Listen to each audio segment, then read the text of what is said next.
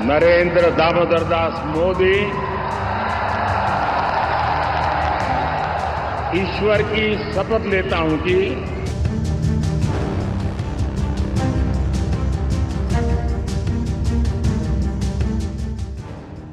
गठबंधन में नया दाव, सरकार पर नहीं दबाव। 2024 के नतीजों में जब बीजेपी बहुमत के आंकड़े 2072 से पीछे रह गई, तो कई राजनीतिक पंडितों ने भविष्यवाणी कर दी कि अब मोदी सरकार पर सहयोगी दल हावी होंगे, मंत्रिमंडल और विभाग को लेकर खींचतान होगी, घटक दल दबाव बनाएंगे, मोदी सरकार 3.0 पर इसका व्यापक असर भी पड़ेगा। लेकिन ऐसा कुछ नहीं हुआ। पीएम मोदी का स्वभाव ना तो किसी से छुपा है, ना ही उनके 10 वर्ष के कार्यकाल पर किसी ने उंगली उठाई है।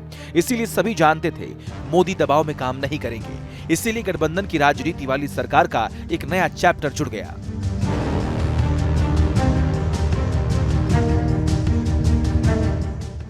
राष्ट्रपति भवन में हुए शपथ ग्रहण समारोह में एक के बाद एक नेता शपथ लेने पहुंचे। तभी साफ हो चुका था, मोदी ने नामुमकिन को भी मुमकिन बना दिया। यहां प्रधानमंत्री मोदी के अलावा 71 मंत्रियों ने शपथ ग्रहण की, जिसमें सहयोगी दलों के सिर्फ 11 लोगों ने मंत्री पद की शपथ ली। यानी बिना दबाव सरकार ठीक वैसे ही चलेगी जैसे पिछले 10 वर्ष से चल रही है। देखिए, देश के लिए बड़ा सौभाग्य का विषय है।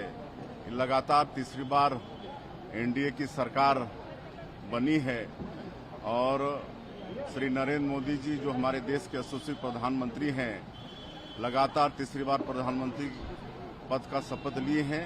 ये देश के लिए बड़ा सौभाग्य का विषय है। बहुत ऐतिहासिक है और माननीय प्रधानमंत्री मोदी जी के तीसरे काल खंड में देश तेजी से आगे बढ़ेगा। देश के ऐतिहासिक जो फैसले हैं वो और तेज होंगे। भारत दुनिया का श्रेष्ठ भारत बनेगा, भारत दुनिया का सिरमौर भारत बनेगा। नई सरकार को लेकर अब किसी भी प्रकार का कोई संदेह बाकी नहीं रह गया है। जाहिर तौर पर गठबंधन के साथ सामंजस्य बैठाकर ही नई कैबिनेट का गठन किया गया है और इसमें बीजेपी के चेहरे को ही अधिक तवज्जो मिल रही है। लेकिन विरोध या दबाव किसी ने भी दर्ज नहीं कराया। दरअसल केंद्रीय मंत्रियों के 60 पद बीजेपी ने अपने ही पास रखे हैं। वहीं गठबंधन के दलों के सिर्फ 11 मंत्री पद दिए गए। इनमें 25 कैबिनेट मंत्री के पद शामिल हैं, 3 राज्य मंत्री स्वतंत्र प्रभार हैं और 32 राज्य मंत्री के पद हैं। यानी बीजेपी के मौजूदा लोकसभा सांसदों की संख्या के अनुसार 25% पद बीजेपी के पास ही हैं, जबकि इसके पहले खबरों का बाजार गर्म था। सहयोगी दलों ने अपनी मांग बीजेपी के सामने रखी है, लेकिन ऐसा कुछ नहीं हुआ। सभी शंका और आशंकाओं को पीएम मोदी ने खत्म कर दिया। वही सहयोगियों ने भी किसी भी तरह की संभावना को तलाशे बिना पीएम मोदी पर ही विश्वास जताया है।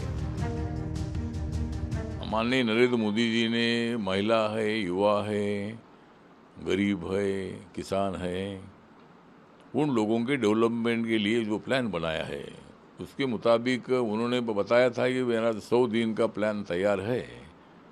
और जब कल हमको जो चाय पे बुलाया था तब माननीय प्रधानमंत्री जी ने हमको ये बताया था कि भाई मेरा 100 दिन का प्लान तैयार है।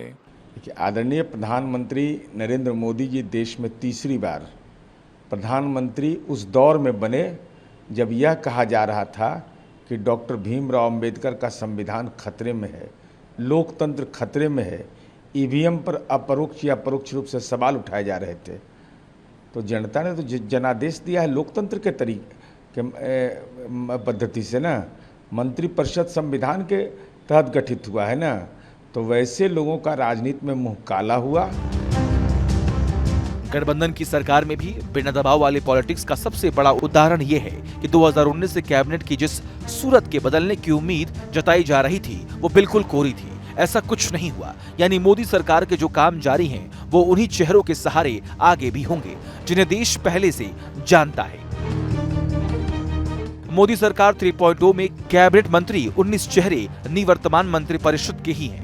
इनके अलावा 15 और ऐसे चेहरे हैं जो मंत्रिमंडल में बने हुए हैं। यानी 34 पुराने मंत्रियों को नई सरकार में भी रखा गया है। दावा है कि कुछ मंत्रियों को एक अंतराल के बाद वापस लाया जाएगा। कि इस मंत्रिमंडल में पहले की ही तरह पीएम मोदी ने काबिलियत को तवज्जो दी है। इसमें पेशेवर लोगों के विकास कार्यक्रमों के लिए उनसे संबंधित मंत्रालय दिए जा सकते हैं।